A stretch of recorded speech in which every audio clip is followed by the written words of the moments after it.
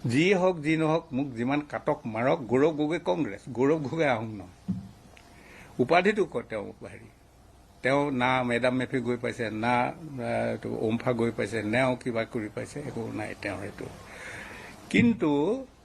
অখিল গগৈ আৰু লুৰিণ গগৈ কি কৰিলে লুৰিণেতো এটাও নাই দিয়া আহোম মানুহ নমিনেশ্যন সি তেওঁ নিজে উঠিছে বাকী চব মুছলিম ইছলাম অখিল গগৈয়ে এটা দিছে দুলাল বৰুৱা চিচি বৰগাঁও আৰু তাৰ বাহিৰে নিজে উঠিছে বাকী চব মুছলিম ইতিহাসটো কি কৰিলে তেওঁলোকে যাৰ বিপক্ষে আহোমে হাজাৰ হাজাৰ মানুহ মৰি সুইচাইড স্কোৱাড হৈ মৰি লৈ কাম কৰিছে সেই মানুহখিনিক এতিয়া তেওঁলোকে